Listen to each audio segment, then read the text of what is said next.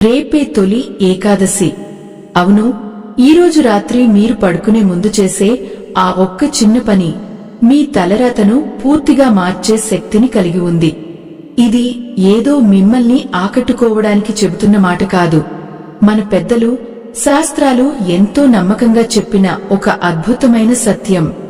రేపు ఏకాదశి అనగా ఈరోజు దశమి రాత్రి నుంచే మన ఇంట్లో, మన శరీరంలో ఒక అదృశ్యమైన మార్పు మొదలవుతుంది. ఈ రాత్రికి ఉన్న ప్రత్యేకత ఏమిటి? నిద్రపోయే ముందు తులసి కోట దగ్గర లేదా దీపం దగ్గర మనం చేయాల్సిన ఆ చిన్న పరిహారం ఏమిటి అనేది తెలిస్తే మీరే ఎంతో ఆశ్చర్యపోతారు. సాధారణంగా మనం ప్రతిరోజు నిద్రపోతాం, ఉదయాన్నే నిద్రలేస్తాం. కాని ఈరోజు రాత్రి జరగబోయే నిద్ర ఒక సాధారణ నిద్ర కాదు. రేపటి తొలి ఏకాదశి పండుగకు, శ్రీ మహావిష్ణువు యోగ నిద్రకు ఉపక్రమించే మహాపర్వదినానికి ఇది ఒక అద్భుతమైన పునాది.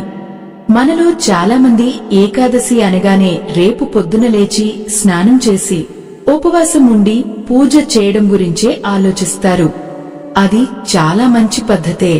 కాని అసలైన రహస్యం అంతా ఏకాదశికి ముందు రోజు రాత్రి, అంటే ఈ దశమి రాత్రి పడుకునే సమయంలోనే దాగి ఉందని ఎంతమందికి తెలుసు? మీరు ఎప్పుడైనా గమనించారా? ఒక ముఖ్యమైన ప్రయాణానికి వెళ్లాలంటే మనం ముందు రోజు రాత్రే బ్యాగులు సర్దుకుంటాం, అన్ని ఏర్పాట్లు చేసుకుంటాం. అలాగే మన జీవితంలో అదృష్టాన్ని, సానుకూల శక్తిని ఆహ్వానించాలంటే దానికి ముందు రోజు రాత్రి మన మనసును, శరీరాన్ని సిద్ధం చేసుకోవాలి. ఆ సిద్ధం చేసుకునే అద్భుతమైన సమయమే ఈ రాత్రి. ఆధునిక కాలంలో మన జీవితాలు ఎంతో ఉరుకులు పరుగులుగా మారిపోయాయి. రాత్రి పడుకునే ముందు కూడా ఎన్నో ఆలోచనలు, ఆఫీసు ఒత్తిళ్లు, టీవీల్లో వచ్చే వార్తలు లేదా చేతిలో సెల్ ఫోన్ పట్టుకుని ఏవేవో చూస్తూ నిద్రలోకి జారుకుంటాం. దీనివల్ల మన మెదడు విశ్రాంతి తీసుకుంటుందే తప్ప మన అంతరాత్మకు ఎలాంటి ప్రశాంతత దొరకదు. కాని ఈ దశమి రాత్రి మాత్రం మీరు అలా చేయకూడదు. ఈరోజు ప్రకృతి మొత్తం ఒక అద్భుతమైన ఆధ్యాత్మిక తరంగాన్ని విడుదల చేస్తూ ఉంటుంది. ఆ తరంగాన్ని మనం అందుకోవాలి. ఎందుకంటే ఆషాఢ శుద్ధ ఏకాదశిని మనం తొలి ఏకాదశి అంటాం. ఈ రోజు నుంచే చాతుర్మాస్య వ్రతం ప్రారంభం అవుతుంది. సృష్టిని నడిపించే ఆ భగవంతుడే తన బాధ్యతలను పక్కన పెట్టి యోగ నిద్రలోకి వెళ్లే సమయం ఇది. ఆ సమయానికి ప్రకృతిలో ఒక విధమైన నిశ్శబ్దం, ఒక విధమైన సానుకూల ప్రకంపనలు ఏర్పడతాయి. వాటిని మనం సరిగ్గా గ్రహించగలిగితే మన జీవితంలో ఉన్న ఎన్నో అడ్డంకులు వాటంతటా అవే తొలగిపోతాయి.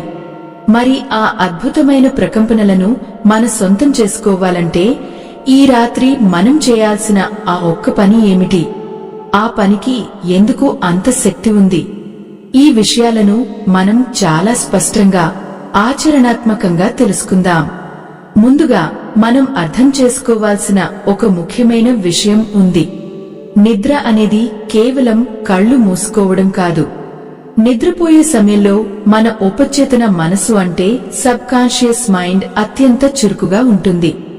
మనం పడుకునే ముందు చివరిగా ఏ ఆలోచనలతో అయితే ఉంటామో, ఏ భావోద్వేగాలను అయితే అనుభవిస్తామో అవే రాత్రంతా మన లోపల తిరుగుతూ ఉంటాయి.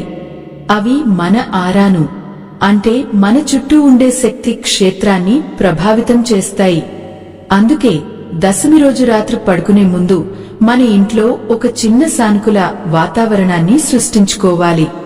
ఈ రోజు రాత్రి మీరు భోజనం చేసిన తర్వాత నిద్రకు ఉపక్రమించే ముందు మీ ఇంటిని ఒక చిన్న దేవాలయంలా మార్చుకోవాలి. దీనికోసం మీరు పెద్దగా కష్టపడాల్సిన అవసరం లేదు. ఏవో ఖరీదైన వస్తువులు తీసుకురావాల్సిన అవసరం అంతకంటే లేదు. చాలామంది చేసే ఒక చిన్న పొరపాటు ఏమిటంటే ఈరోజు రాత్రి కూడా మాంసాహారం తినడం లేదా మసాలాలు ఎక్కువగా ఉన్న భారీ భోజనం చేయడం. దశమి రాత్రి ఎప్పుడు కూడా తేలికపాటి ఆహారం మాత్రమే తీసుకోవాలి. ఎందుకంటే మనం తినే ఆహారం మన ఆలోచనలను నిర్దేశిస్తుంది. సాత్వికమైన, తేలికైన ఆహారం తీసుకోవడం వల్ల మన శరీరంలోని నాడులు ప్రశాంతంగా ఉంటాయి. రేపటి ఏకాదశి ఉపవాసానికి ఇది మన శరీరాన్ని అద్భుతంగా సిద్ధం చేస్తుంది. భారీ భోజనం చేస్తే శరీరం మొత్తం ఆ ఆహారాన్ని అరిగించుకోవడానికే తన శక్తినంతా ఖర్చు చేస్తుంది. అప్పుడు మనం ఎంత ఆధ్యాత్మికంగా ఉండాలని ప్రయత్నించినా మనసు సహకరించదు. అందుకే ఈ రాత్రి భోజనం త్వరగా ముగించండి. వీలైతే రాత్రి 8 గంటలకల్లా మీ భోజనం పూర్తయ్యేలా చూసుకోండి. ఆ తర్వాత కాసేపు ప్రశాంతంగా ఇంట్లోనే అటూ ఇటూ నడవండి. ఇక అసలు విషయానికి వద్దాం. ఈరోజు రాత్రి పడుకునే ముందు మీరు మీ ముఖాన్ని, చేతులను, కాళ్లను శుభ్రంగా కడుక్కోవాలి. దీనివల్ల రోజంతా మీరు మోసిన అలసట, ప్రతికూల శక్తులు నీటితో పాటు వెళ్లిపోతాయి. ఆ తర్వాత మీ ఇంట్లో ఉన్న తులసి కోట దగ్గరకు వెళ్ళండి. ఒకవేళ మీ ఇంట్లో తులసి మొక్క లేకపోతే మీ పూజా మందిరంలో ఉన్న దీపం దగ్గరకు వెళ్ళండి. ఇక్కడ మీరు చేయాల్సిన ఒక చిన్న కానీ అత్యంత శక్తివంతమైన ప్రక్రియ ఒకటి ఉంది. ఈ ప్రక్రియ మీ మనసులోని అశాంతిని ప్రద్రోలి రేపటి ఏకాదశి పవిత్రతను మీ లోపలికి ఆహ్వానిస్తుంది. మీ తలరాతను మార్చే ఆ అద్భుతమైన మార్పుకు ఇదే నాంది పలుకుతుంది. తులసి మొక్క సాక్షాత్తు ఆ మహాలక్ష్మీదేవి ప్రతిరూపం అని మనందరికీ తెలుసు. అయితే రాత్రి సమయంలో తులసి కోటను లేదా తులసి ఆకులను ఎట్టి పరిస్థితుల్లోనూ తాకకూడదు అనే నియమం మన పెద్దలు చెప్పారు.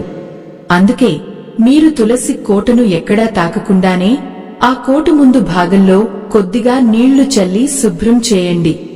అక్కడ ఒక చిన్న మట్టి ప్రమిదలో స్వచ్ఛమైన ఆవు నెయ్యి లేదా నువ్వుల నూనె పోసి దీపం వెలిగించండి. ఒకవేళ మీ దగ్గర మట్టి ప్రమిద లేకపోతే ఇత్తడి దీపపు కుందైనా వాడవచ్చు. ఇక్కడ దీపం వెలిగించడం అంటే కేవలం అగ్నిని రాజేయడం కాదు, చీకటిగా ఉన్న మన ఆలోచనల్లోకి, మన జీవితంలోకి ఒక కొత్త వెలుగును ఆహ్వానించడం. ఆ మట్టి ప్రమిద స్వచ్ఛత, ఆవు నెయ్యి కాలుతున్నప్పుడు వచ్చే ఆ కమ్మటి సువాసన మీ ఇంటి వాతావరణాన్ని నిమిషాల్లో మార్చేస్తాయి. దీపం వెలిగించిన తర్వాత చేతులు జోడించి కళ్లు మూసుకుని 1 నిమిషం పాటు మౌనంగా ప్రార్థించండి. ఆ తర్వాత కళ్లు తెరిచి ప్రశాంతంగా కూర్చుని ఆ దీపపు జ్వాలను రెప్ప వేయకుండా అలాగే చూడండి. ఆధునిక మానసిక శాస్త్ర నిపుణులు కూడా ఈ విషయాన్ని గట్టిగా నమ్ముతారు. మనసు బాగా అలజడిగా ఉన్నప్పుడు ఒకే బిందువు మీద లేదా ఇలాంటి దీపపు జ్వాల మీద దృష్టి పెడితే మెదడులోని నాడులు వెంటనే శాంతిస్తాయి అని. మన ప్రాచీన ఋషులు ఈ అద్భుతమైన నిజాన్ని ఎప్పుడో గ్రహించారు. మీరు ఆ జ్వాలను తదేకంగా చూస్తున్నప్పుడు ఆ వెలుతురు మీ కళ్ల ద్వారా నేరుగా మీ అంతరంగాన్ని శుద్ధి చేస్తున్నట్లుగా భావించండి. మీలో తెలియని ఒక గొప్ప ప్రశాంతత మెల్లగా మొదలవుతుంది. మీ ఇంట్లో చిన్న పిల్లలు ఉంటే వారిని కూడా 1 నిమిషం పాటు ఆ దీపం ముందు కూర్చోబెట్టి కళ్లు మూసుకోమని చెప్పండి. చిన్న పిల్లల మనసు చాలా స్వచ్ఛంగా ఉంటుంది. ఆ ప్రశాంతమైన వాతావరణం వారిలో మంచి అలవాట్లను, చదువు మీద ఏకాగ్రతను పెంచుతుంది. కుటుంబం అంతా కలిసి ఒకే ఆలోచనతో, ఒకే ప్రార్థనతో ఉన్నప్పుడు ఆ ఇంటి వాతావరణం ఒక గుడిలా ఎంతో పవిత్రంగా మారుతుంది. రోజంతా మీరు ఎన్నో పనులు చేసి ఉంటారు, ఎందరినో కలిసి ఉంటారు, ఎన్నో మాటలు విని ఉంటారు. ఆ మాటల వల్ల కలిగిన కోపం, రేపటి గురించిన భయం, ఆర్థిక సమస్యల వల్ల వచ్చిన ఆందోళన, ఇవన్నీ ఆ దీపపు కాంతిలో కాలిపోయి బూడిద అయిపోతున్నట్లుగా మనసులో బలంగా అనుకోండి. ఇది చాలా శక్తివంతమైన ప్రక్రియ. మన మనసులోని ప్రతికూల ఆలోచనలను బయటకు పంపేయడానికి ఇది అద్భుతంగా పనిచేస్తుంది. మీరు ఆ జ్వాలను చూస్తున్న కొద్దీ మీలోని అహంకారం, స్వార్థం కరిగిపోయి ఒక స్వచ్ఛమైన భావన మిగులుతుంది. రాత్రి చీకటి పడుతున్న కొద్ది చుట్టూ అంతా నిశ్శబ్దంగా మారుతుంది. ఆ చల్లటి రాత్రి గాలికి దీపపు జ్వాల నెమ్మదిగా కదులుతున్నప్పుడు ఆ ప్రకృతి మొత్తం మీతో మాట్లాడుతున్నట్లు అనిపిస్తుంది. ఇలా 5 నిమిషాలు చూసిన తర్వాత మీ మనసులో ఆ శ్రీ మహావిష్ణువు రూపాన్ని స్మరించుకోండి. ఆయన యోగ నిద్రకు ఉపక్రమించే మహాపర్వదినం రేపే కాబట్టి మీ కష్టాలన్నింటినీ ఆ స్వామి పాదాల చెంత ఉంచుతున్నట్లుగా ఊహించుకోండి. ఎన్నో రోజులుగా మిమ్మల్ని వేధిస్తున్న ఒక సమస్యకు పరిష్కారం దొరకాలని, రేపటి ఏకాదశి వ్రతంతో మీ జీవితంలో ఒక కొత్త మార్పు రావాలని దృఢంగా సంకల్పం చేసుకోండి. సంకల్పం అనేది సాధారణమైన పదం కాదు. మనం మనసారా ఏ కల్మషం లేకుండా అడిగితే ఆ ప్రకృతి తప్పక వింటుంది అని మన పురాణాలు చెబుతున్నాయి. దశమి రాత్రి మీరు చేసే ఈ చిన్న సంకల్పం రేపటి మీ ఏకాదశి ఆచరణకు ఒక గొప్ప శక్తిని ఇస్తుంది. అయితే ఇక్కడ మీరు ఒక చిన్న నియమం ఖచ్చితంగా పాటించాలి. తులసి కోట దగ్గర లేదా పూజా మందిరంలో ఈ దీపారాధన ప్రక్రియ పూర్తయిన తర్వాత మళ్లీ వెళ్లి టీవీలు చూడటం లేదా చేతిలో సెల్ ఫోన్ పట్టుకుని సమయం వృధా చేయడం లాంటివి ఎట్టి పరిస్థితుల్లోనూ చేయకూడదు. మీరు అప్పుడే ఏర్పరుచుకున్న ఆ సానుకూల శక్తిని అలాగే నిలబెట్టుకోవాలి. ఈ పని ముగిసిన వెంటనే నేరుగా మీ పడక గదికి వెళ్లిపోవాలి. మీరు పడుకునే మంచం, వేసుకునే పక్కబట్టలు చాలా శుభ్రంగా ఉండాలి. ఎక్కడైతే పరిశుభ్రత ఉంటుందో అక్కడే ఆ దేవుడి కటాక్షం ఉంటుంది. పడుకునేటప్పుడు మీ తల తూర్పు వైపు లేదా దక్షిణ దిశ వైపు ఉండేలా చూసుకోండి. ఇలా పడుకోవడం వల్ల భూమికి ఉన్న శక్తి మన శరీరానికి అనుకూలంగా మారుతుంది. ఇక నిద్రలోకి జారుకునే ముందు మీ మనసులో ఓం నమో నారాయణాయ అనే మంత్రాన్ని వీలైనన్ని సార్లు జపించండి. బయటకు చదవాల్సిన అవసరం లేదు. కేవలం మనసులోనే స్మరించుకోండి. మీకు ఆ మంత్రం రాకపోయినా బాధపడకండి.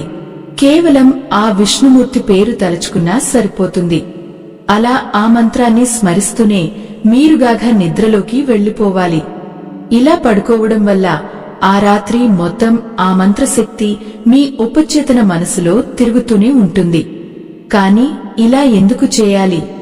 రాత్రంతా ఆ మంత్రం మన మనసులో మారుమోగుతూ ఉంటే ఉదయాన్నే మన శరీరంలో ఎలాంటి అద్భుతమైన మార్పులు జరుగుతాయి అనేది తెలిస్తే మీరు ప్రతిరోజు ఇలాగే నిద్రపోవడానికి ఇష్టపడతారు. ఆ మార్పు ఏమిటి? ఆ మరుసటి రోజు ఉదయం నిద్రలేవగానే మన చేతుల్ని ఎందుకు చూసుకోవాలి? ఉదయం పనులు ఎలా మొదలు పెట్టాలి? దశమి రాత్రి ఆ నారాయణ మంత్రాన్ని మనసులో జపిస్తూ నిద్రలోకి జారుకున్నప్పుడు మన మెదడు ఎంతో ప్రశాంతమైన స్థితికి చేరుకుంటుంది. ఆధునిక విజ్ఞాన శాస్త్రం కూడా మనం నిద్రపోయే సమయంలోనే మన ఆలోచనలు మన శరీరాన్ని మరమ్మత్తు చేస్తాయని చెబుతుంది. మీరు ఆ దైవ నామంతో నిద్రపోవడం వల్ల ఉదయం లేచేసరికి ఎలాంటి అలసట, బద్ధకం లేదా విసుగు లేకుండా ఎంతో ఉత్సాహంగా నిద్రలేస్తారు. ఈ తొలి ఏకాదశి నాడు ఉదయాన్నే సూర్యోదయానికి ముందే అంటే బ్రాహ్మీ ముహూర్తంలో నిద్రలేవడం అనేది మీ జీవితంలో మీరు తీసుకునే అత్యంత అద్భుతమైన నిర్ణయం. తెల్లవారుజామున 4 గంటల నుండి 5:30 మధ్య కాలాన్ని బ్రాహ్మీ ముహూర్తం అంటారు. ఈ సమయంలో వాతావరణం ఎంతో స్వచ్ఛంగా ఉంటుంది. గాలిలో ప్రాణవాయువు పుష్కలంగా ఉంటుంది. మన చుట్టూ ఉన్న ప్రకృతి ఒక సానుకూల శక్తిని, ఒక దైవికమైన కంపనాన్ని విడుదల చేస్తూ ఉంటుంది. రాత్రంతా నిద్రలో ఉన్న మన ఉపచేతన మనసు ఈ బ్రాహ్మీ ముహూర్తంలో ప్రకృతి నుండి వచ్చే ఆ సానుకూల తరంగాలను నేరుగా గ్రహిస్తుంది. ఆ సమయంలో నిద్రలేచి కళ్లు తెరిచి తెరవగానే గదిలో వస్తువులను కాని మొబైల్ ఫోన్ కాని చూడకుండా నేరుగా మీ 2 చేతుల అరచేతులను దగ్గరగా పెట్టుకుని చూసుకోవాలి. దీని వెనుక ఒక గొప్ప మానసిక మరియు ఆధ్యాత్మిక రహస్యం దాగి ఉంది. కరాగ్రే వసతే లక్ష్మి, కర్మధే సరస్వతి, కరమూలేతు గోవిందః, ప్రభాతే కరదర్శనం అని మన పెద్దలు ఒక అద్భుతమైన శ్లోకం నేర్పించారు. అంటే మన చేతి వేళ్ల చివరన సిరిసంపదలను ఇచ్చే లక్ష్మీదేవి, అరచేతి మధ్యలో జ్ఞానాన్ని ప్రసాదించే సరస్వతీదేవి, చేతి మూలల్లో అంటే మణికట్టు దగ్గర ఆ పరమాత్మ అయిన గోవిందుడు కొలువై ఉంటారని దీని అర్థం. ఇది కేవలం దేవుళ్లను స్తుతించే ఒక సాధారణ ప్రార్థన మాత్రమే కాదు. మన జీవితాన్ని నడిపించేది, మన తలరాతను మార్చేది మన చేతులే అని ప్రతిరోజు ఉదయాన్నే మనకు మనం బలంగా గుర్తు చేసుకోవడం. అదృష్టం ఆకాశం నుండి ఆడిపడదు, మనం చేసే కష్టంలోనే దేవుడు ఉంటాడు అన్న గొప్ప సత్యాన్ని ఈ చిన్న పని మనకు చెబుతుంది. మన కర్మలకు అంటే మనం చేసే ప్రతి పనికి ఆధారమైన ఈ చేతులలో దేవత్వాన్ని చూడటం వల్ల రోజంతా మనం ఎలాంటి చెడు పనులు చేయకుండా ఉంటాం. నేను చేసే పనుల్లో లక్ష్మీదేవి అదృష్టాన్ని ఇస్తుంది, సరస్వతీదేవి తెలివిని ఇస్తుంది అన్న నమ్మకం మన మనసులో బలంగా నాటుకుపోతుంది. ఈ ఏకాదశి పవిత్రమైన ఉదయం మీ అరచేతులను చూసుకుంటూ ఆ దేవుడికి కృతజ్ఞతలు చెప్పుకోండి. అప్పుడు మీలో కలిగే ఆత్మవిశ్వాసం రోజంతా మిమ్మల్ని ఒక విజేతలా నడిపిస్తుంది. ఇలా చేతులను చూసుకున్న తర్వాత మంచం మీద నుంచి కిందకు దిగేటప్పుడు ఎవరైనా సరే ఒకేసారి 2 పాదాలను నేల మీద ధబ్మని పెట్టకూడదు. ఈ రోజుల్లో అందరూ హడావుడిగా నిద్రలేచి పరుగెడుతూ ఉంటారు. కాని అలా చేయడం వల్ల శరీరానికి హాని జరుగుతుంది.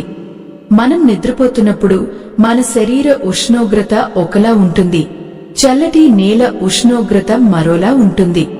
అకస్మాత్తుగా పాదాలు నేలకు తగిలితే శరీరంలోని నాడులు ఒక్కసారిగా ఒత్తిడికి గురవుతాయి. అందుకే మన ఋషులు భూదేవిని ప్రార్థించి, నన్ను క్షమించు తల్లి అని కుడి చేతితో నేలను తాకి కళ్లకు అద్దుకున్న తర్వాతే నెమ్మదిగా కుడి పాదం కింద పెట్టాలని చెప్పారు. ఆధునిక కాలంలో మన ఇళ్లలో కింద మార్బుల్స్ లేదా టైల్స్ ఉండవచ్చు, కాని వాటి కింద ఉన్నది ఆ భూమాతనే అన్న విషయం మనం మర్చిపోకూడదు. రోజంతా మన బరువును, మన పాపాలను మోసే ఆ భూమాతకు ఏకాదశి రోజు ఉదయాన్నే అలా నమస్కరించడం వల్ల మనలో ఉన్న అహంకారం పూర్తిగా నశించిపోతుంది. మనసు ఎంత వినమ్రంగా ఉంటే మనం అంతగా అదృష్టాన్ని మనవైపుకు ఆకర్షించగలం. నేలపై పాదమోపిన ఆ క్షణం, ఈరోజు నేను అడుగుపెట్టే ప్రతి పనిలో నాకు విజయం దక్కాలి అని మనస్ఫూర్తిగా కోరుకోండి. ఇక మంచం దిగిన తర్వాత మనం చేయాల్సిన అతి ముఖ్యమైన పని స్నానం. తొలి ఏకాదశి రోజు చేసే స్నానం కేవలం శరీరాన్ని శుభ్రం చేసుకునే ఒక సాధారణ స్నానం కాకూడదు. ఆ రోజు ఉదయం మనం చేసుకునే స్నానం మన శరీరంతో పాటు మన ఆత్మను, మన ఆలోచనలను కూడా శుద్ధి చేయాలి. అందుకే స్నానం చేసే నీళ్లలో కొద్దిగా పసుపు లేదా ఒక 2 తులసి ఆకులను వేసుకుని స్నానం చేయాలి. పసుపులోని క్రిమిసంహారక గుణాలు మన చర్మం మీద ఉన్న కంటికి కనిపించని సూక్ష్మక్రిములను నాశనం చేస్తాయి. అంతేకాకుండా పసుపు రంగు ఒక మంగళకరమైన శక్తిని విడుదల చేస్తుంది.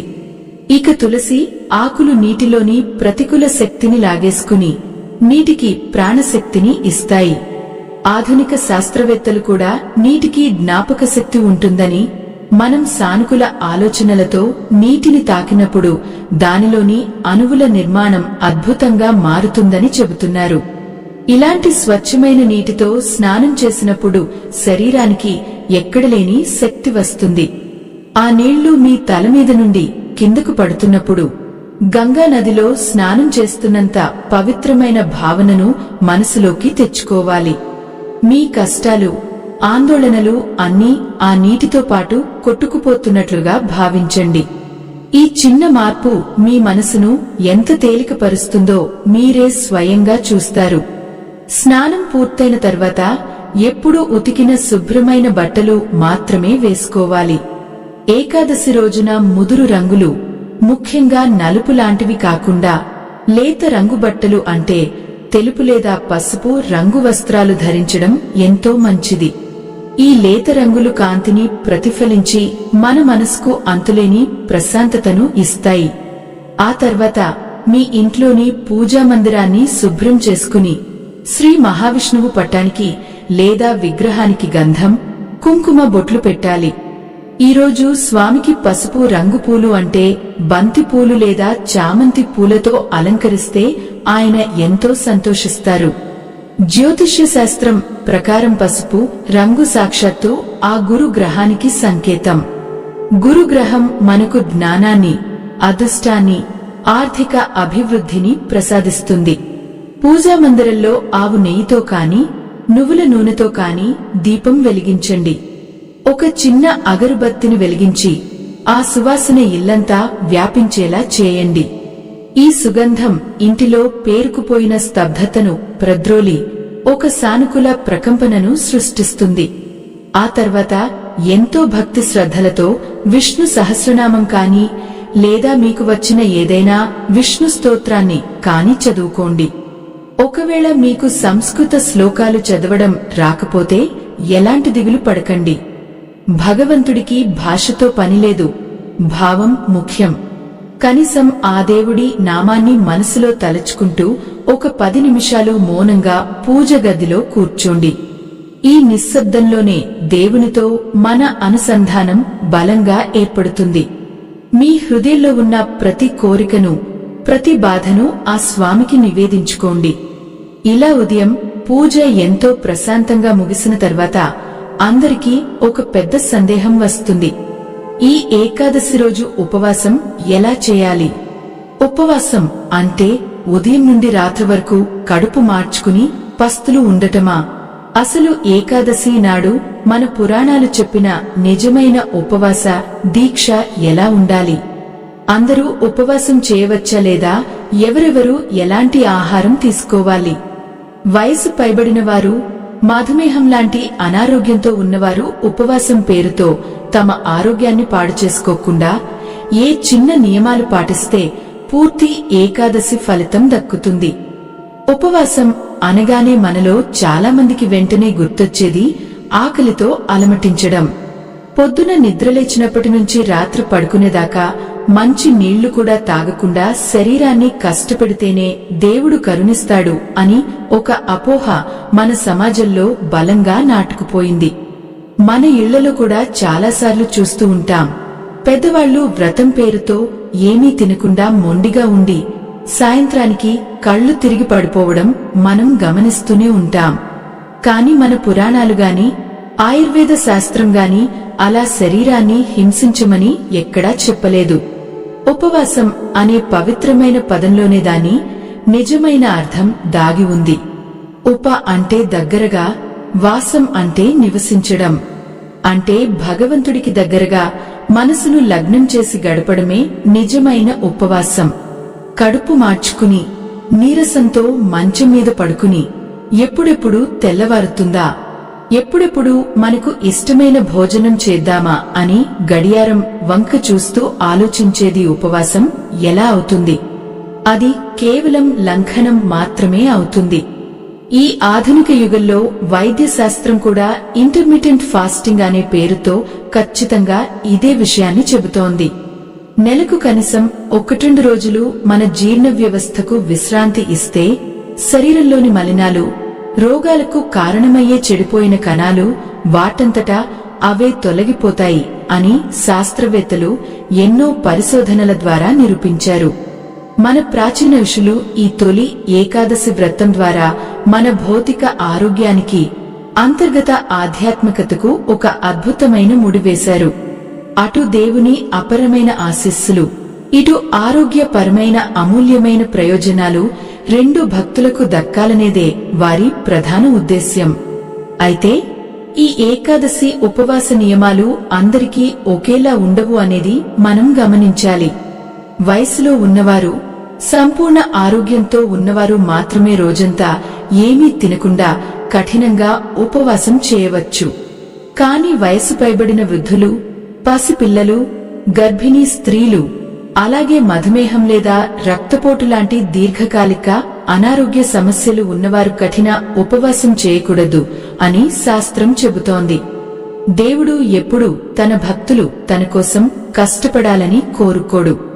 మీరు తీవ్రమైన అనారోగ్యంతో ఉండి ఆకలితో విలవలలాడుతూ ఉంటే ఆ శ్రీహరి సంతోషిస్తాడా? ఖచ్చితంగా లేదు. మీ ఆరోగ్యం సహకరించినప్పుడు పాలు, పండ్లు, డ్రై ఫ్రూట్స్ లాంటివి నిరభ్యంతరంగా తీసుకోవచ్చు. ఉదయం పూట 1 గ్లాసు పాలు తాగి మధ్యాహ్నం అరటి పండ్లు లేదా బొప్పాయి ముక్కలు లాంటివి తిని పూజ చేసుకోవచ్చు. ఉపవాసం అనేది కేవలం కడుపుకు సంబంధించిన విషయం కాదు. అది మన మనసుకు సంబంధించిన గొప్ప పరీక్ష. రోజు సమయానికి దొరికే ఆహారం ఒక్కరోజు లేకపోయేసరికి మన మనసు ఎలా గెల్లగాలలాడుతుందో గమనించండి. ఆకలిని జయించి ఆ కోరికను దేవుని వైపు మళ్లించడమే నిజమైన యోగం. ఇక్కడ ముఖ్యం మీరు ఏమి తింటున్నారు అనేది కాదు, మీ మనసులో ఎలాంటి సానుకూల ఆలోచనలు ఉన్నాయి అనేది మాత్రమే ముఖ్యం. దేవుని నామస్మరణతో పండ్లు తిన్నా అది సంపూర్ణ ఉపవాసంతోనే సమానం అని పండితులు ఘోషిస్తున్నాయి. శరీరానికి కావలసిన కనీస శక్తిని అందిస్తూ మనసును మాత్రం భగవంతుని పాదాల దగ్గర నిలపడమే నిజమైన ఏకాదశి వ్రతం. కాబట్టి అనారోగ్యంతో ఉన్నవారు ఎవరైనా సరే ఎలాంటి అపరాధ భావం లేకుండా శరీరానికి సరిపడా సాత్విక ఆహారం తీసుకుంటూనే ఈ వేడుకను ఆనందంగా జరుపుకోండి. శరీరం ఆరోగ్యంగా ఉంటేనే కదా మనసు స్థిరంగా దేవుని మీద లగ్నం అవుతుంది. కాని ఉపవాసం చేసేవాళ్లు అయినా చేయని వాళ్లు అయినా అందరూ ఖచ్చితంగా పాటించాల్సిన ఒక కఠినమైన నియమం ఉంది. ఏకాదశి రోజున అన్నం అంటే వరి బియ్యంతో వండిన ఏ పదార్థాన్ని కూడా ఎట్టి పరిస్థితుల్లోనూ తినకూడదు. దీని వెనుక ఒక ఆసక్తికరమైన పౌరాణిక నేపథ్యం ఉంది. పురాణాల ప్రకారం మురాసురుడు అనే రాక్షసుడిని వధించడానికి శ్రీ మహావిష్ణువు దేహం నుండి ఒక దివ్యమైన శక్తి ఉద్భవించింది. ఆ శక్తి పేరే ఏకాదశి దేవి. ఆ తల్లి మురాసురుడిని అంతం చేసిన రోజు ఈ ఏకాదశి తిథి.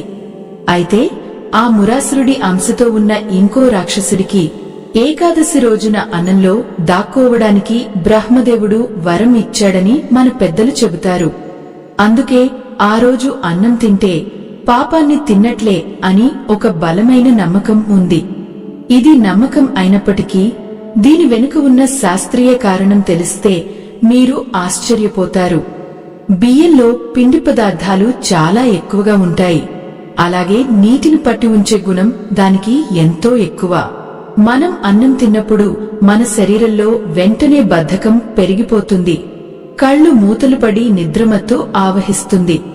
ఏకాదశి వ్రతం ముఖ్య ఉద్దేశ్యం మన ఇంద్రియాలను పూర్తిగా అదుపులో ఉంచుకుని ఎంతో చురుకుగా దైవచింతనలో గడపడం. అన్నం తింటే ఆ చురుకుదనం పూర్తిగా పోయి సోమరితనం మన దరిచేరుతుంది. అప్పుడు మీరు పూజ సరిగ్గా చేయలేరు. అందుకే ఆ ఒక్కరోజు అన్నం, ఇడ్లీ, దోశలాంటి బియ్యం ఆధారిత పదార్థాలకు పూర్తిగా దూరంగా ఉండాలి. వీటికి బదులుగా సగ్గుబియ్యం కిచిడి, అటుకులు, జొన్నలు, రాగులతో చేసిన అల్పాహారం లేదా గోధుమ రవ్వ ఉప్మా తీసుకోవచ్చు.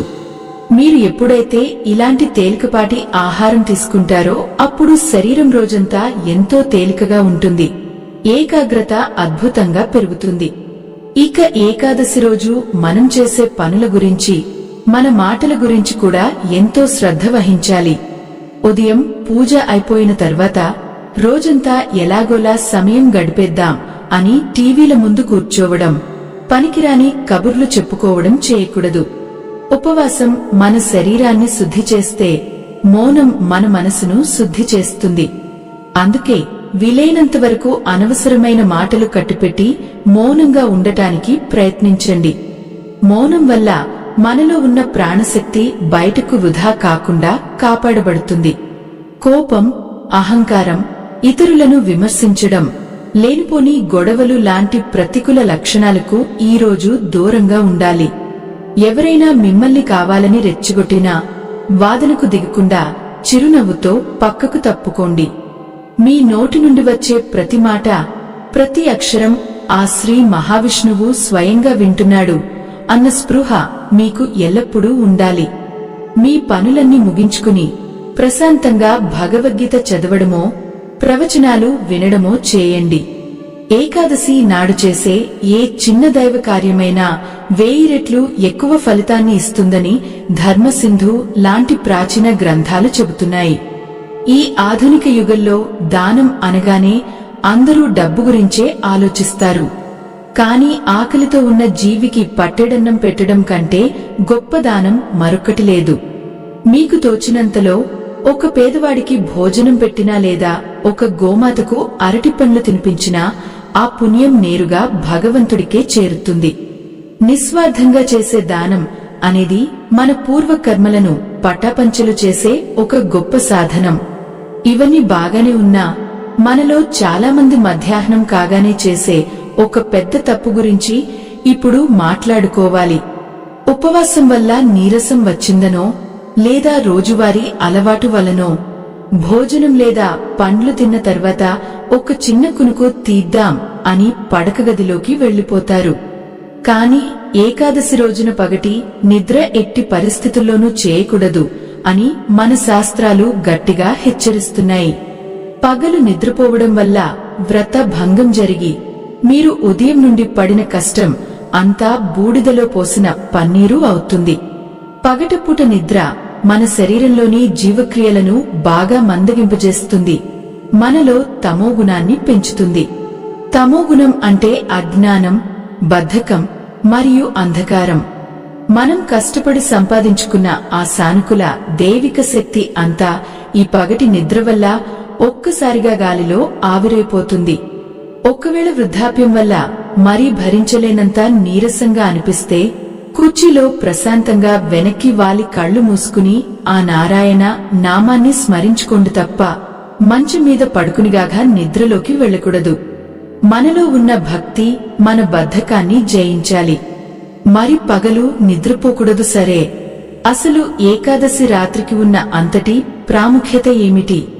ఆ రాత్రి ఎందుకు తప్పనిసరిగా జాగారం చేయాలి? జాగారం అంటే కేవలం టీవీ చూస్తూ, ఫోన్లో సినిమాలు చూస్తూ మెలకువగా ఉండటమేనా? అసలైన పవిత్రమైన జాగారం ఎలా చేస్తే మన పాప కర్మలు పూర్తిగా దగ్ధమే. మనం ఎన్నాళ్లుగానో కోరుకున్న కోరికలు నెరవేరుతాయి. ఏకాదశి అంటేనే ఉపవాసం, జాగారం. ఈ రెండు పదాలు ఎప్పుడూ కలిసే ఉంటాయి. ఆధునిక కాలంలో మనం జాగారం అనగానే రాత్రంతా నిద్రపోకుండా కేవలం మెలకువగా ఉండటం అని మాత్రమే అనుకుంటున్నాం. నిజానికి ఇప్పుడున్న పరిస్థితుల్లో రాత్రంతా నిద్రపోకుండా ఉండటం పెద్ద కష్టమేమీ కాదు. యువత అయితే చేతిలో ఒక స్మార్ట్ ఫోన్ ఉంటే చాలు, ఇంటర్నెట్లో సినిమాలు చూస్తూనో స్నేహితులతో కబుర్లు చెబుతూనో సులభంగా తెల్లవార్చేస్తారు. కొంతమంది పెద్దవాళ్లు కూడా టీవీల్లో వచ్చే ఏవేవో కార్యక్రమాలు చూస్తూనో లేదా పేకాట ఆడుతూనో జాగారం చేస్తుంటారు. కాని ఇది అసలైన జాగారం ఎంతమాత్రం కాదు. కళ్లు తెరిచి ఉంటే జాగారం చేసినట్లు కాదు, మనసు తెరిచి ఉండాలి.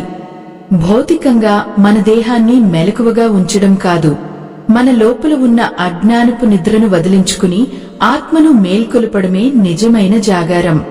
ఈ స్మార్ట్ ఫోన్ల వెలుతురు మన కళ్ల ద్వారా మెదడును నిరంతరం ఒత్తిడికి గురి చేస్తూ ఉంటుంది. దీనివల్ల మనం భౌతికంగా మేల్కొని ఉన్నా మనసు ఎంతో అలసిపోతుంది. ఉదయం అయ్యేసరికి ఒక రకమైన చికాకు, తలనొప్పి వస్తాయి. ఇలా కాలక్షేపం చేస్తూ గడిపితే అది మన కర్మలను దగ్ధం చేయకపోగా మరింత ప్రతికూల శక్తిని మన మెదడులోకి పంపుతుంది. దైవచింతనతో చేసే జాగారం మాత్రమే మనసుకు నిజమైన ఆహ్లాదాన్ని ఇస్తుంది. మన ప్రాచీన సంప్రదాయంలో జాగారం అనే పదానికి మేల్కొనడం లేదా చైతన్యవంతం కావడం అని అర్థం. రాత్రి అనేది ప్రకృతి విశ్రమించే సమయం.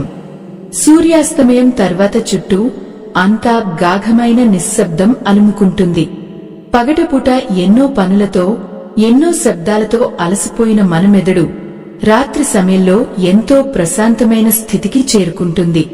ఆధునిక మానసిక నిపుణులు చెప్పే విషయం ఏమిటంటే, రాత్రి సమయంలో మన చైతన్య మనసు అంటే కాన్షియస్ మైండ్ విశ్రాంతి తీసుకుంటుంది. అప్పుడు మన ఉపచేతన మనసు పూర్తిగా తెరుచుకుంటుంది. ఆ సమయంలో మనం ఏది విన్నా, ఏది ఆలోచించినా అది నేరుగా మన ఉపచేతనలోకి వెళ్లి బలంగా నాటుకుపోతుంది. అందుకే పగటిపూట చేసే పూజ కంటే రాత్రి నిశ్శబ్దంలో చేసే నామస్మరణకు ఎన్నో రెట్లు ఎక్కువ శక్తి ఉంటుంది. ఆ శ్రీ మహావిష్ణువును స్మరిస్తూ ఆయన కథలను వింటూ రాత్రి గడిపితే ఆ దైవికమైన ప్రకంపనలు మన మనసులోని భయాలను, ఆందోళనలను, పాత మానసిక గాయాలను పూర్తిగా తుడిచిపెట్టేస్తాయి. ఇదే మన కర్మలు దగ్ధం అవ్వడం అంటే. ఒకసారి ఆలోచించండి, మనం గాఢ నిద్రలో ఉన్నప్పుడు మనకు మన సమస్యలు గుర్తుండవు, శత్రువులు గుర్తుండరు, అప్పులు గుర్తుండవు. కేవలం చీకటి మాత్రమే ఉంటుంది. కాని అదే రాత్రి మీరు మేల్కొని ఆ చీకటిని చీల్చుకుంటూ భగవంతుని వెలుగును మీ లోపలికి పంపితే అది మీ మెదడులోని ప్రతి నాడిని శుద్ధి చేస్తుంది. మీ ఆలోచన విధానమే పూర్తిగా సానుకూలంగా మారిపోతుంది. మరి ఇంట్లో ఉండి జాగారం ఎలా చేయాలి? రాత్రంతా పూజ గదిలోనే కూర్చోవాలా అని మీకు సందేహం రావచ్చు. అలా ఒకే చోట స్థిరంగా కూర్చోగలిగితే ఎంతో సంతోషం. కాని అందరికీ అది సాధ్యం కాకపోవచ్చు. రాత్రి పాలు లేదా పండ్లు తీసుకున్న తర్వాత కుటుంబ సభ్యులంతా ఒకచోట చేరి కూర్చోండి. ఎవరికి వచ్చిన స్తోత్రాలు వారు ప్రశాంతంగా చదవండి. విష్ణు సహస్రనామం, భగవద్గీత లేదా భాగవతంలోని ఘట్టాలను ఒకరికొకరు చదివి వినిపించుకోండి. అవేమీ రాని వాళ్లు గోవింద నామాలు పాడుకోండి. ఆ శబ్దాలు మీ ఇంటి గోడలకు తగిలి ప్రతిధ్వనిస్తున్నప్పుడు మీ ఇంట్లో ఉన్న నకారాత్మక శక్తి అంతా బయటకు పారిపోతుంది. మీ ఇంటి వాతావరణం అద్భుతమైన దేవాలయంలా మారిపోతుంది. ఒంటరిగా జాగారం చేయడం కంటే కుటుంబం అంతా కలిసి ఇలా దేవచింతనలో గడపడం వల్ల అనుబంధాలు మరింత బలపడతాయి. రాత్రి మధ్యలో కొద్దిగా నీరసంగా అనిపిస్తే గోరువెచ్చని నీళ్లు లేదా కొద్దిగా నిమ్మరసం తాగవచ్చు. మీ మనసులో ఎప్పుడైతే ఆ దేవుని పట్ల నిజమైన భక్తి కలుగుతుందో అప్పుడు మీకు నిద్ర కూడా రాదు, అసలు ఆకలి కూడా వేయదు. ఆ ఆధ్యాత్మికమైన ఆనందమే మిమ్మల్ని రాత్రంతా ఉత్సాహంగా ఉంచుతుంది. ఒకవేళ మీరు ఒంటరిగా ఉంటున్న వారైతే ప్రశాంతమైన భక్తి పాటలు లేదా ప్రవచనాలు వింటూ ఆ రాత్రిని గడపవచ్చు. కొంతమందికి అనారోగ్య కారణాల వల్ల లేదా వృద్ధాప్యం వల్ల రాత్రంతా మెలకువగా ఉండటం కష్టం కావచ్చు. అలాంటివారు కనీసం రాత్రి 12 గంటల వరకైనా మెలకువగా ఉండి స్వామిని స్మరించుకుని ఆ తర్వాత పడుకోవచ్చు. భగవంతుడు ఎప్పుడూ మన భక్తిని చూస్తాడే కాని మన నిస్సహాయతను పరీక్షించడు. అయితే ఇక్కడ మనం గుర్తుపెట్టుకోవాల్సిన ఒక చిన్న విషయం ఉంది. ఏకాదశి అంటే కేవలం ఒక్కరోజు పండుగ కాదు. దశమి రాత్రి మొదలైన మన దైవిక ప్రయాణం ఏకాదశి రోజంతా కొనసాగి మరుసటి రోజు అనగా ద్వాదశి రోజు ముగుస్తుంది. చాలామంది ఏకాదశి వ్రతం ఎంతో నిష్ఠగా చేస్తారు, కాని ఆ తర్వాత రోజు ఉదయం చేయాల్సిన అతి ముఖ్యమైన పనిని పూర్తిగా నిర్లక్ష్యం చేస్తారు.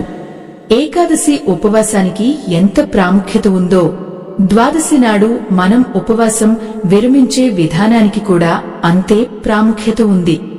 దీన్నే పారణ అంటారు. ఈ పారణ చేయడానికి ఒక నిర్దిష్టమైన సమయం ఉంటుంది. ఆ సమయం దాటిపోయాక తిన్నా లేదా సమయానికి ముందే తిన్నా మనకు ఏకాదశి వ్రతం చేసిన ఫలితం పూర్తిగా దక్కదు అని ధర్మశాస్త్రాలు చెబుతున్నాయి. ఆకలితో ఉన్నాం కదా అని ద్వాదశి రోజు ఉదయాన్నే నిద్రలేవగానే ఏది పడితే అది కడుపులోకి తోసేయకూడదు. 36 గంటల పాటు ఆహారం లేకుండా ఉన్న మన జీర్ణ వ్యవస్థ ఆ సమయంలో ఒక చిన్న పసిపిల్లవాడి కడుపు లాంటిది. దానికి ఒక్కసారిగా మసాలాలతో ఉన్న భారీ ఆహారం ఇస్తే అది తట్టుకోలేక అనారోగ్యానికి గురవుతుంది. ఉపవాసం మన శరీరానికి ఎంత మేలు చేస్తుందో ఉపవాసం విరమించే సమయంలో చేసే ఒక చిన్న తప్పు అంతకంటే పెద్ద కీడు చేస్తుంది. అందుకే ద్వాదశి పారణకు మన ఋషులు ఒక అద్భుతమైన శాస్త్రీయ పద్ధతిని సూచించారు.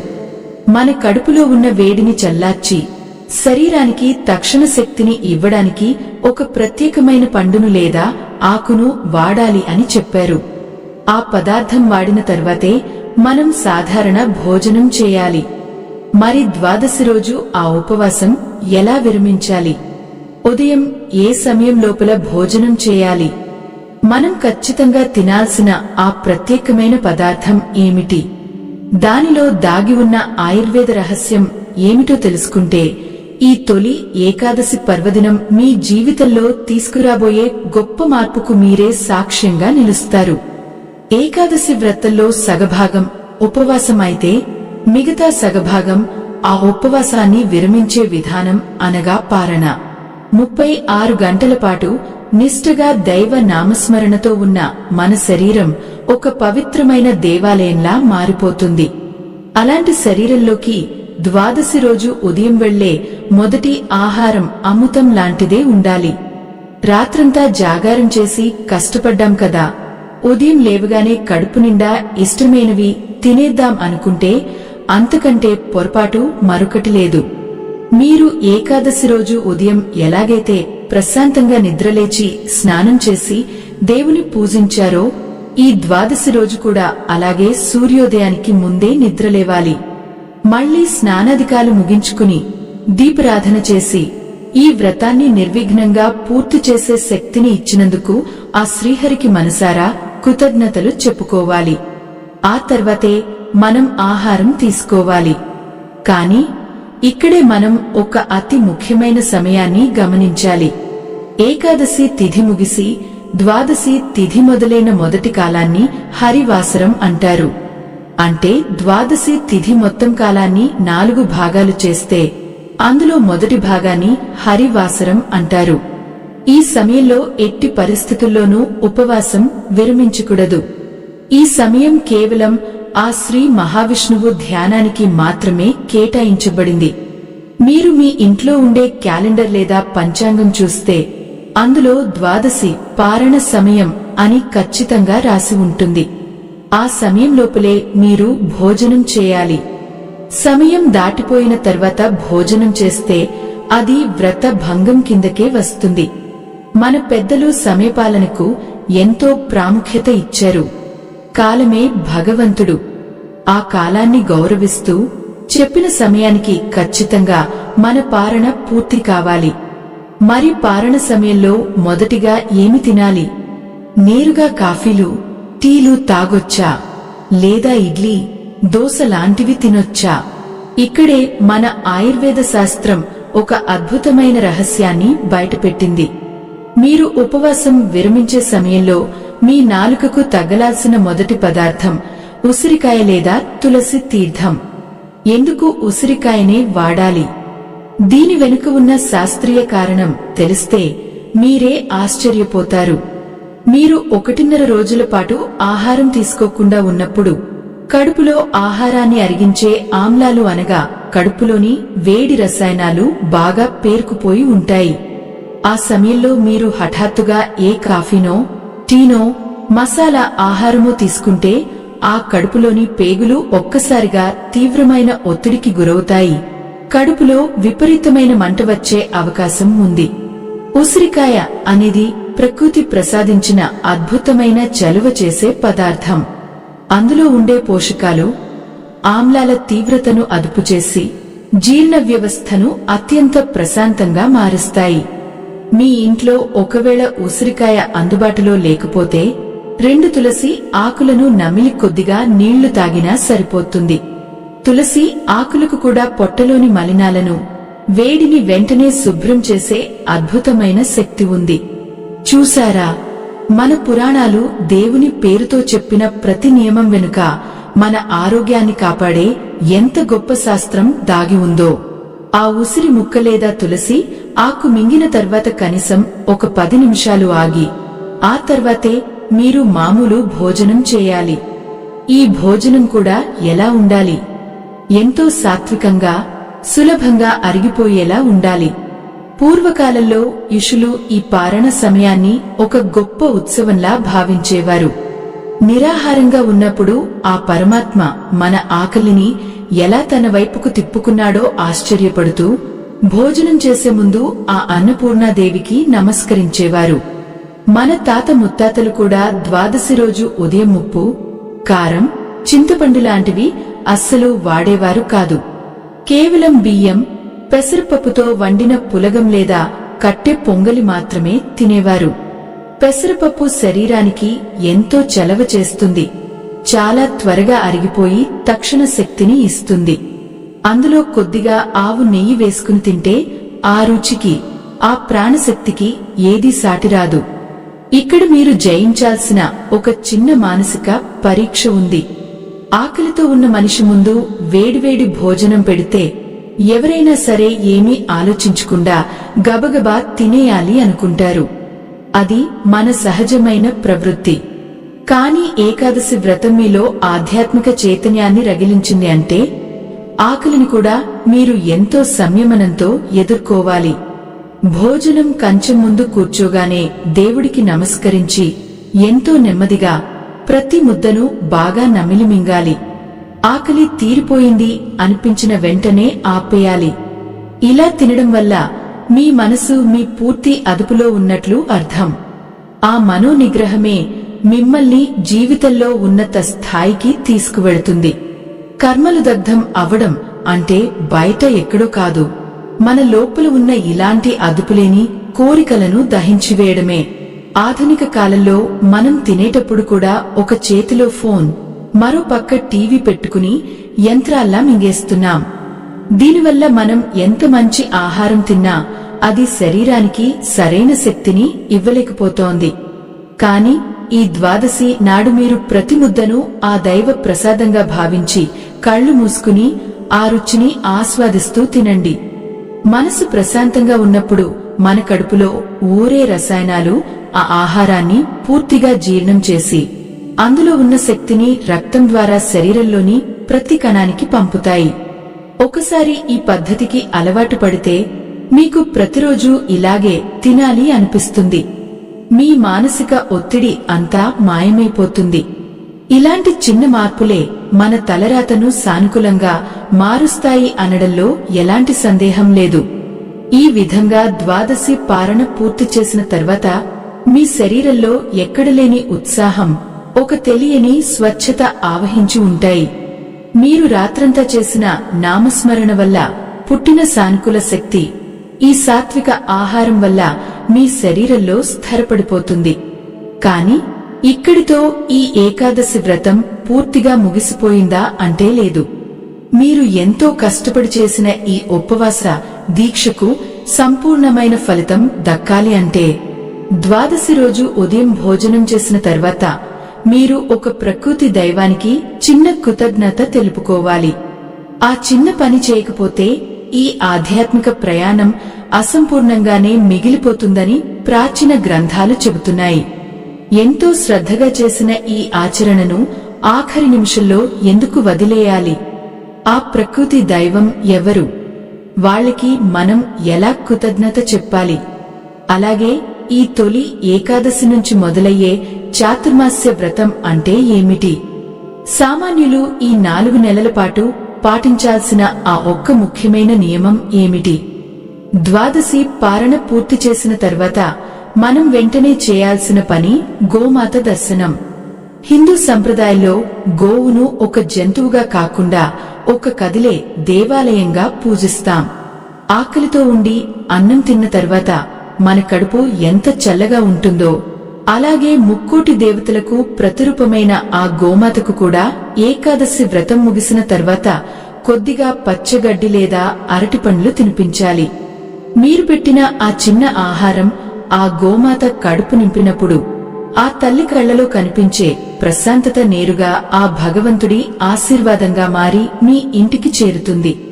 మన ప్రాచీన గ్రంథాల ప్రకారం ఎవరైతే ఉపవాసం విరమించిన తర్వాత మూగజీవులకు ఆహారం పెడతారో వారి వ్రత ఫలితం రెట్టింపు అవుతుంది.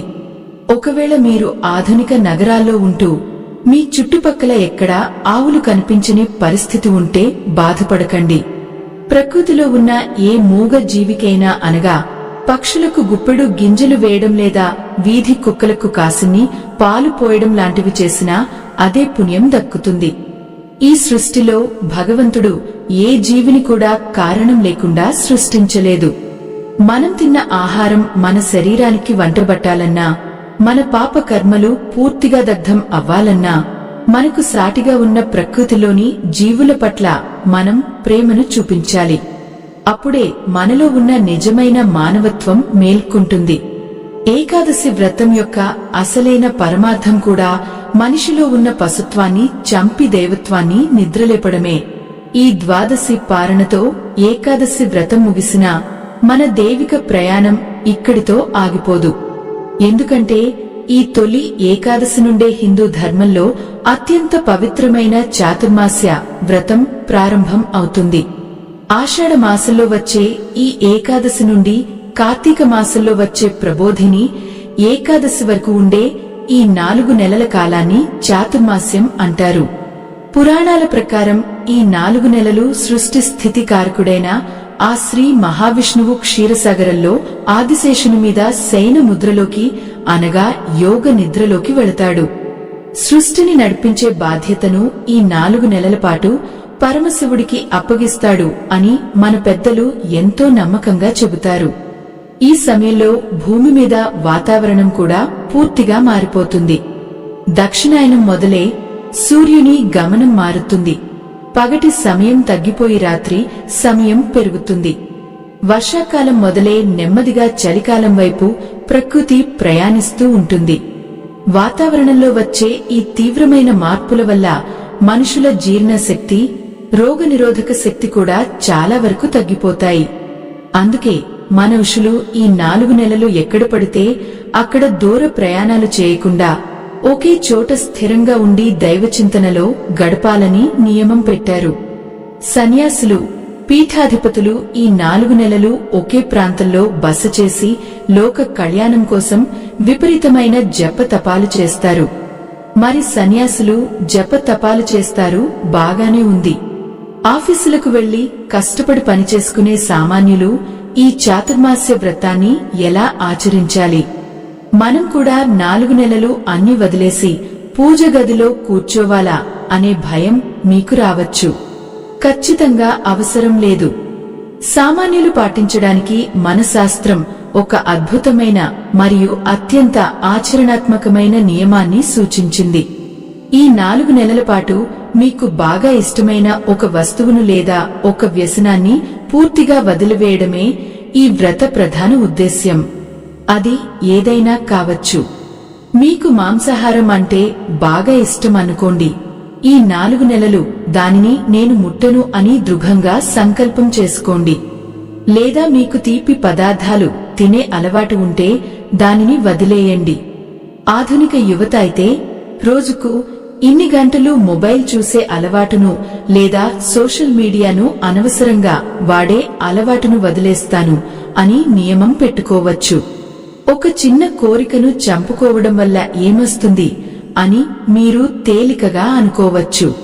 కాని దీని వెనుక ఒక గొప్ప మానసిక విశ్లేషణ దాగి ఉంది. మనం ఏదైనా ఒక వస్తువుకు లేదా ఒక అలవాటుకు బానిసగా మారిపోయినప్పుడు మన స్వేచ్ఛను మనం పూర్తిగా కోల్పోతాము. మన మనసు నిరంతరం ఆ వస్తువు చుట్టూరానే తిరుగుతూ ఉంటుంది. ఎప్పుడైతే మీరు మీకు అత్యంత ఇష్టమైన దానిని భగవంతుని కోసం, మీ అంతర్గత క్రమశిక్షణ కోసం వదిలేస్తారో అప్పుడు మీ మనసు మీ అదుపులోకి రావడం మొదలవుతుంది. మొదటి కొన్ని రోజులు ఆ వస్తువు మీదకు మనసు పదే పదే వెళ్లినా, నేను ఒక పవిత్రమైన వ్రతంలో ఉన్నాను, దీనిని ఎట్టి పరిస్థితుల్లోనూ ముట్టకూడదు అని మీలో మీరు గట్టిగా చెప్పుకున్నప్పుడు మీ సంకల్ప బలం అనూహ్యంగా పెరుగుతుంది. మీ స్నేహితుల మధ్యలో ఉన్న సరే మీ నియమాన్ని మీరు ఏకాగ్రతతో పాటిస్తున్నారంటే మీలో ఉన్న ఆత్మవిశ్వాసం ఎంతగా బలపడుతుందో మీరే స్వయంగా గమనించవచ్చు. ఈ 4 నెలలు పూర్తయ్యేసరికి మీరు ఒక కొత్త మనిషిగా, అత్యంత శక్తివంతుడిగా మారతారు. జీవితంలో ఏ కష్టమొచ్చినా సరే ఎదుర్కోగలననే ఒక స్థిరమైన భావన మీలో కలుగుతుంది. ఆధ్యాత్మికత అంటే అడవుల్లోకి వెళ్లి కళ్లు మూసుకుని తపస్సు చేయడం కాదు. మన చుట్టూ ఉన్న వందలాది ప్రలోభాల మధ్య ఉంటూ బురదలో పద్మంలా స్వచ్ఛంగా వికసించడం. దానికి ఈ చాతుర్మాస్య వ్రతం ఒక గొప్ప మానసిక శిక్షణలా పనిచేస్తుంది. దీనితో పాటు ఈ 4 నెలలు మన ఆహార నియమాల్లో కూడా కొన్ని చిన్న మార్పులు చేసుకోవాలి అని ఆయుర్వేద శాస్త్రం ఘోషిస్తోంది. శ్రావణ మాసంలో ఆకుకూరలు తినకూడదని, భాద్రపద మాసంలో పెరుగు వాడకూడదని, ఇలా ప్రతి నెలకు ఒక ప్రత్యేకమైన నియమం ఉంటుంది. దీని వెనుక ఉన్న ముఖ్య కారణం వాతావరణంలో వచ్చే భయంకరమైన మార్పులే. వర్షాకాలంలో ఆకుకూరల్లో కంటికి కనిపించని సూక్ష్మక్రిములు ఎక్కువగా చేరుతాయి. అలాగే ఆ సమయంలో మన జీర్ణశక్తి బాగా మందగిస్తుంది. కాబట్టే ఆ నెలలో వాటికి దూరంగా ఉండాలి అని ఎంతో పరిశోధించి చెప్పారు. మన ప్రాచీన నియమాలన్నీ మనిషి ఆరోగ్యంగా, ఆనందంగా బ్రతకడానికే పుట్టాయి తప్ప మనిషిని భయపెట్టడానికి కాదు. ఈ సమయంలో వండిన ఆహారాన్ని వేడిగా ఉన్నప్పుడే త్వరగా తినాలి. చల్లబడిపోయిన లేదా ఫ్రిడ్జ్లో పెట్టిన పాత ఆహారాన్ని అస్సలు తినకూడదు. ఈ చిన్న ఆరోగ్య సూత్రాలను పాటిస్తూ ప్రతిరోజూ దీపారాధన చేసి మనసులో ఆ దేవుడిని తలుచుకుంటే చాలు, మీరు చాతుర్మాస్య వ్రతం సంపూర్ణంగా చేసినట్లే. ఈ ఏకాదశి వ్రతం గురించి, ఆచరించే విధానం గురించి ఎన్నో ఆసక్తికరమైన విషయాలు మనం తెలుసుకున్నాం. అయితే ఇక్కడ మీరు బహుశా ఊహించని ఒక అద్భుతమైన సత్యం మరొకటి దాగి ఉంది. మన జీవితంలో ఏ చిన్న కష్టం వచ్చినా, ఆర్థిక సమస్యలు చుట్టుముట్టినా మనం వెంటనే గుడికి వెళ్లి దేవుడి ముందు నిలబడి నాకు అది ఇవ్వు, ఇది ఇవ్వు అని వందల కోరికలు కోరుతూ ఉంటాం. కాని మన పాపకర్మలు పూర్తిగా దగ్ధం అవ్వాలన్నా, మన అదృష్టం తలుపులు బార్లా తెరుచుకోవాలన్నా మనం దేవుడిని అడగకూడని కొన్ని విషయాలు ఉన్నాయి. అవును, మీరు విన్నది అక్షరాలా నిజమే. గుడికి వెళ్లి దేవుని ముందు నిలబడి ఆ ఒక్క పని గనక పొరపాటున చేస్తే మీరు ఎంతో కాలంగా ఎదురుచూస్తున్న ఆ కోరిక తీరకపోగా లేనిపోని సమస్యలు చుట్టుముట్టే ప్రమాదం ఉంది. మన ప్రార్థన ఎక్కడ తప్పుతోంది? అసలు గుడిలోకి వెళ్లిన తర్వాత దేవుడి ముందు నిలబడి ఎలా ప్రార్థన చేస్తే ఆ భగవంతుడి దృష్టి మనమీద వెంటనే పడుతుంది.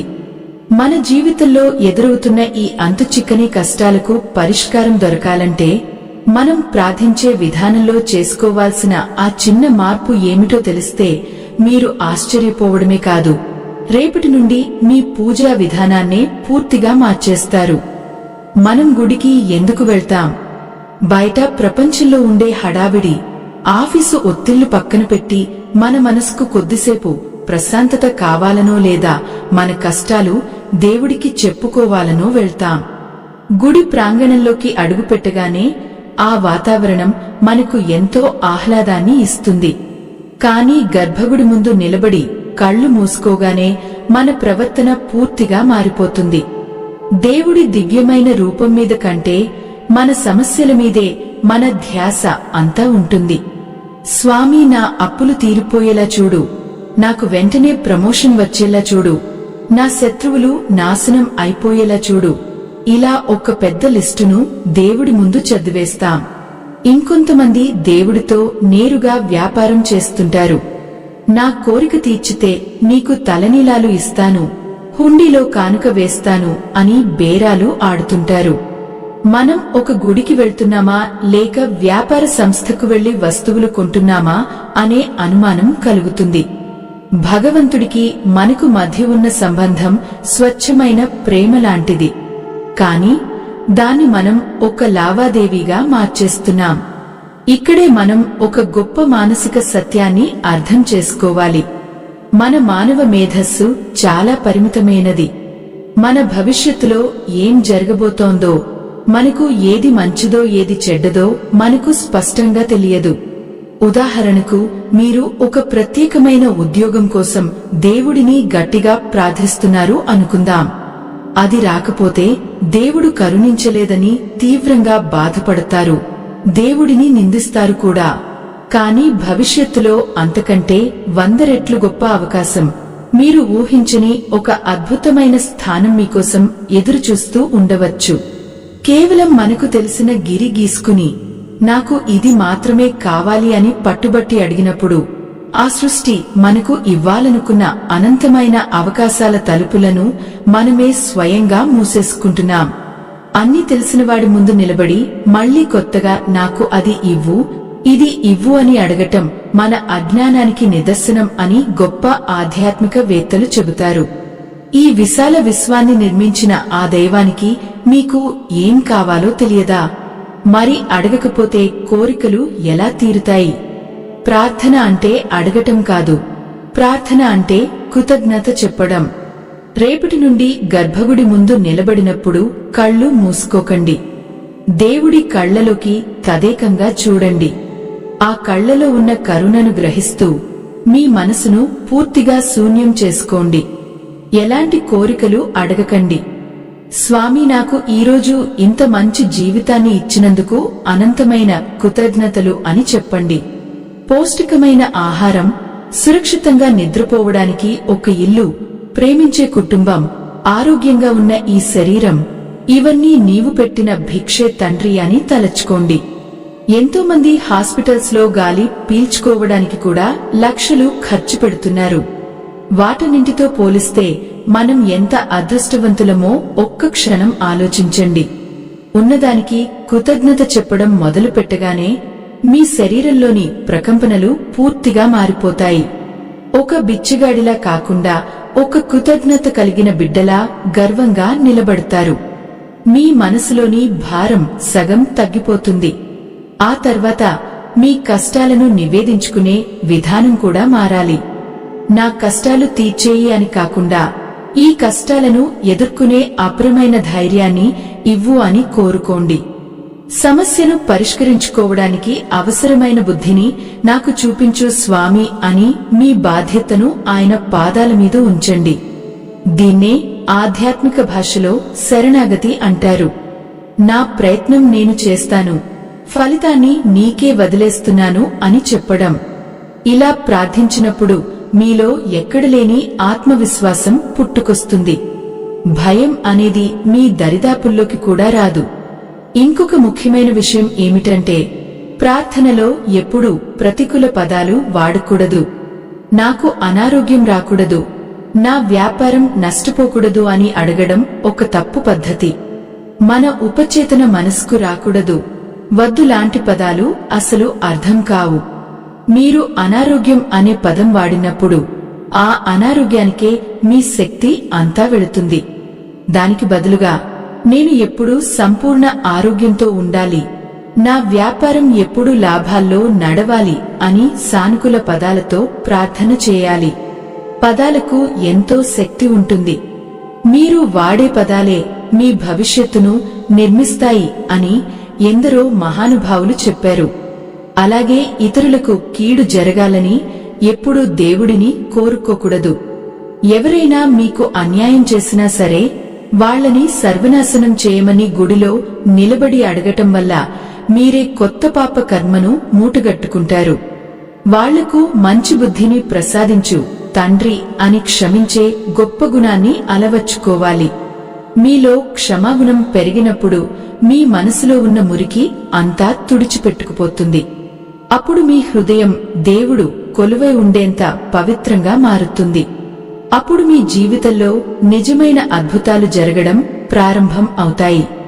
మీరు అడగకముందే మీకు ఏది అవసరమో అది మీ ముందు ఉంటుంది.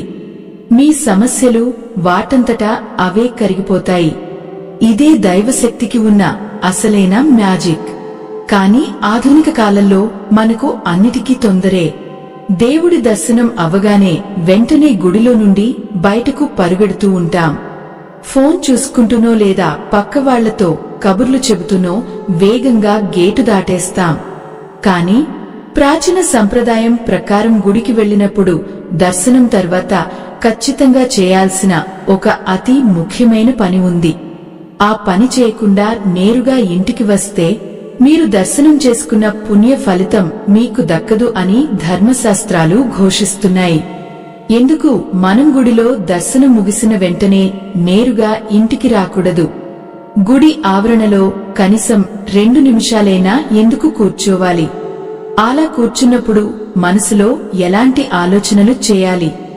అలా మౌనంగా కూర్చోవడం వెనుక ఉన్న సైంటిఫిక్ రహస్యం ఏమిటి?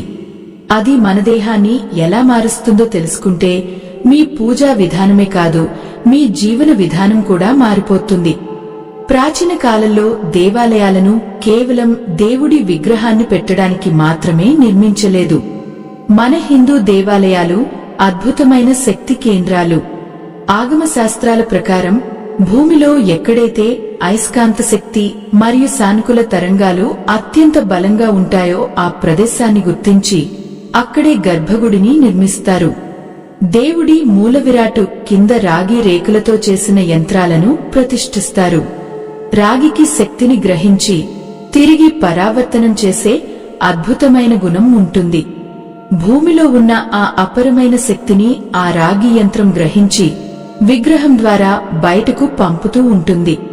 మనం గర్భగుడి ముందు నిలబడి ఆ దేవుడికి నమస్కరించినప్పుడు ఆ తరంగాలు నేరుగా మన దేహంలోకి ప్రవేశిస్తాయి.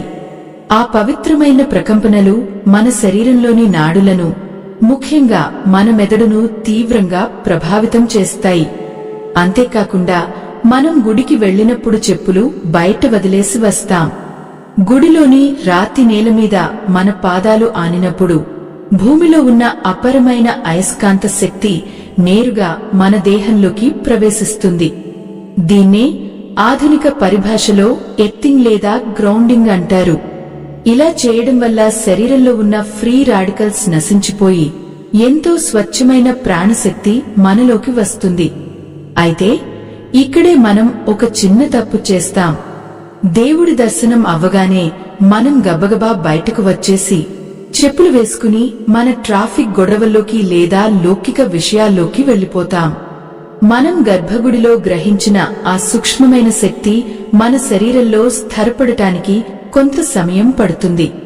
ఆ సమయం ఇవ్వకుండా మనం వెంటనే బయటకు వెళ్లిపోవడం వల్ల అప్పుడే ఛార్జింగ్ పెట్టిన ఫోన్ని వెంటనే తీసేసినట్లు ఆ శక్తి అంతా గాలిలో కలిసిపోతుంది.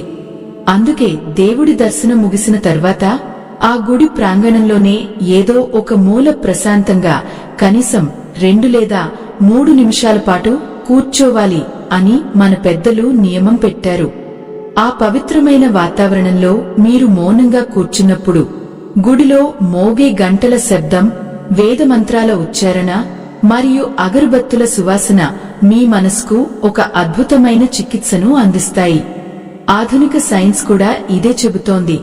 ఒక సానుకూల వాతావరణంలో కొద్దిసేపు నిశ్శబ్దంగా కూర్చోవడం వల్ల మన నాడీ వ్యవస్థ ప్రశాంతంగా మారుతుంది, రక్తపోటు అదుపులోకి వస్తుంది మరియు మనలోని ఒత్తిడి హార్మోన్లు పూర్తిగా తగ్గిపోతాయి.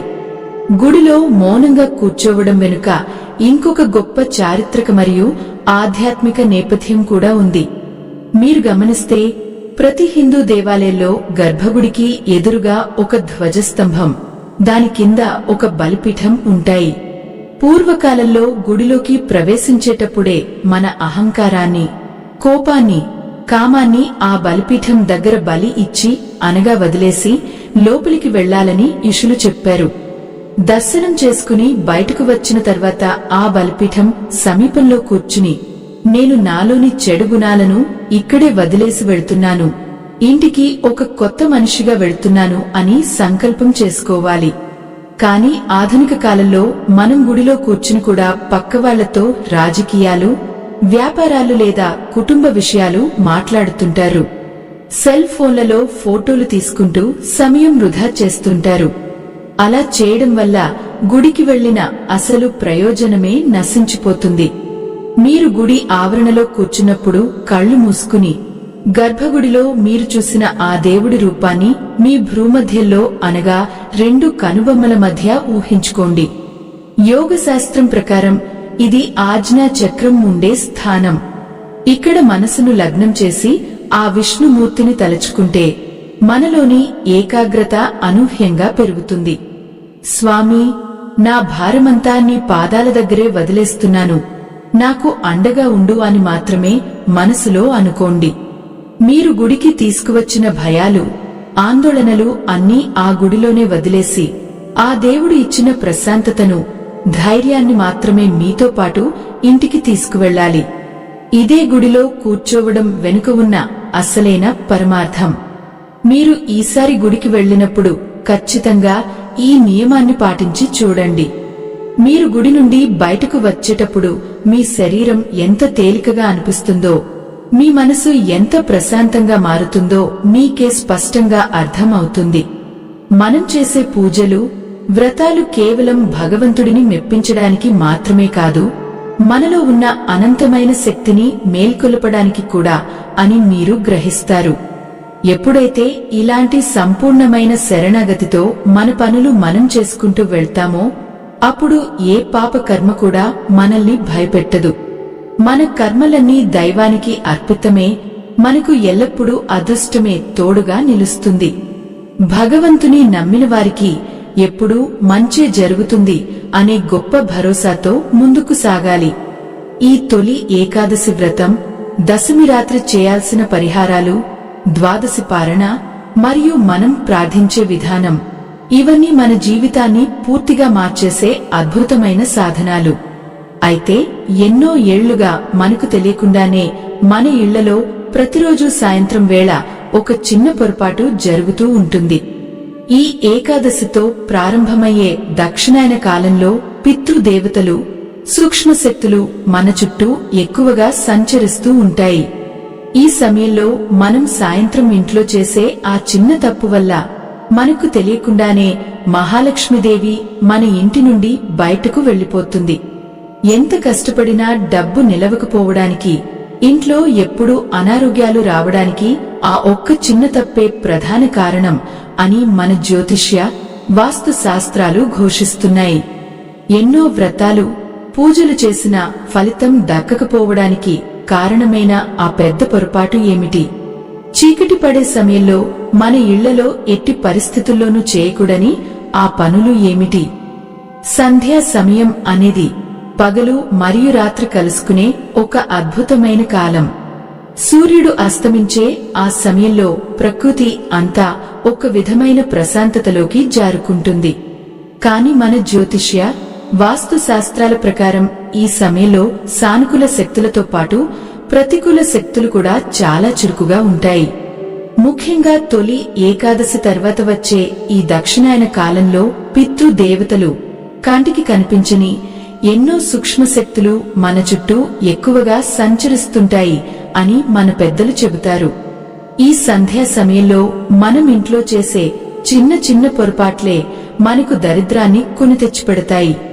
ఉదయం నుండి మనం ఎంత నిష్ఠగా దేవుడిని పూజించినా సాయంత్రం సమయంలో ఇంటి వాతావరణం అపవిత్రంగా ఉంటే ఆ మహాలక్ష్మీదేవి మన ఇంట్లోకి అడుగుపెట్టదు.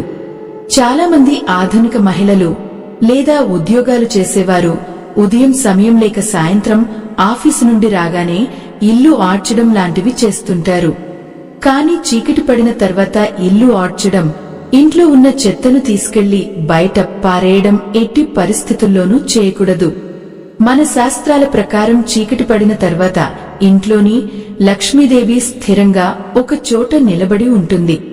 ఆ సమయంలో మనం ఇల్లు ఊడ్చి చెత్త బయట పారేస్తే మనకు తెలియకుండానే మన ఇంట్లో ఉన్న అదృష్టాన్ని, ఆ లక్ష్మీ కటాక్షాన్ని చీపురుతో బయటకు ఆడ్చేసినట్లు అవుతుంది. దీనికి ఒక గొప్ప శాస్త్రీయ కారణం కూడా ఉంది. పగటపూట గాలిలో ఉండే తేమకు, రాత్రిపూట ఉండే చల్లటి ఉష్ణోగ్రతలకు చాలా తేడా ఉంటుంది. రాత్రిపూట ఇల్లు ఆడ్చడం వల్ల నేలమీద ఉన్న దుమ్ము, అందులోని సూక్ష్మక్రిములు గాలిలో కలిసిపోయి ఆ గాలిని పీల్చినప్పుడు మనకు శ్వాసకోశ సంబంధిత అనారోగ్యాలు వచ్చే ప్రమాదం ఉంది. అందుకే పూర్వకాలంలో సూర్యాస్తమయానికి ముందే ఇల్లు శుభ్రం చేసుకుని నీళ్లు చల్లేవారు. ఇక రెండో అతిపెద్ద పొరపాటు ఏమిటంటే, రాత్రి భోజనం పూర్తయిన తర్వాత ఎంగిలి పాత్రలను అలాగే వంటగదిలోని సింక్లో వదిలేసి నిద్రపోవడం. ఉదయం లేచి పనిమనిషి కడుగుతుందిలే అనో లేదా బద్ధకం కొద్దీ చాలామంది ఆ పాత్రలను అలానే వదిలేస్తారు. కాని వంటగది అనేది మన ఇంట్లో ఉన్న అత్యంత పవిత్రమైన స్థానం. అక్కడే అన్నపూర్ణాదేవి కొలువై ఉంటుంది. ఎంగిలి పాత్రలను రాత్రంతా అలా వదిలేయడం వల్ల ఆ పాత్రలపై కొన్ని లక్షల సంఖ్యలో బ్యాక్టీరియా వృద్ధి చెందుతుంది. ఆ కుళ్ళిన వాసన, ఆ ప్రతికూల వాతావరణం మన ఇంట్లోని ప్రాణశక్తిని పూర్తిగా నాశనం చేస్తాయి. దరిద్ర దేవతకు ఎక్కడైతే మురికి ఉంటుందో, ఎక్కడైతే బద్ధకం ఉంటుందో అక్కడే నివాసం ఉండటం చాలా ఇష్టం. రాత్రి పడుకునే ముందు మన కళ్ల ముందు ఇల్లు అస్తవ్యస్తంగా ఉంటే మన మెదడు కూడా అదే గందరగోళాన్ని రాత్రంతా ప్రాసెస్ చేస్తుంది. దీనివల్ల మనకు పీడకలలు రావడం, ఉదయం లేచేసరికి తెలియని చికాకు రావడం జరుగుతాయి. అందుకే రాత్రి పడుకునే ముందు కనీసం ఆ పాత్రలను నీటితో శుభ్రంగా కడిగి పెట్టుకోవడం వల్ల ఇంటి వాతావరణంలో ఉన్న పవిత్రత చెడిపోకుండా ఉంటుంది. ఉదయం మీరు నిద్రలేచి వంటగదిలోకి వెళ్లగానే ఎంతో స్వచ్ఛమైన భావన కలుగుతుంది. ఆ రోజంతా మీ పనులు ఎంతో ఉత్సాహంగా సాగుతాయి. అలాగే సంధ్యా సమయంలో ఎట్టి పరిస్థితుల్లోనూ నిద్రపోకూడదు. సాయంత్రం 6 గంటల నుండి 7 గంటల మధ్య సమయాన్ని గోధూళి సమయం అంటారు. ఆ సమయంలో ఆవులు మేతమేసి ఇంటికి తిరిగి వస్తూ ఉంటాయి. ఆవుల అడుగుల నుండి లేచే పవిత్రమైన దుమ్ము గాలిలో కలుస్తుందని మన పురాణాలు చెబుతాయి.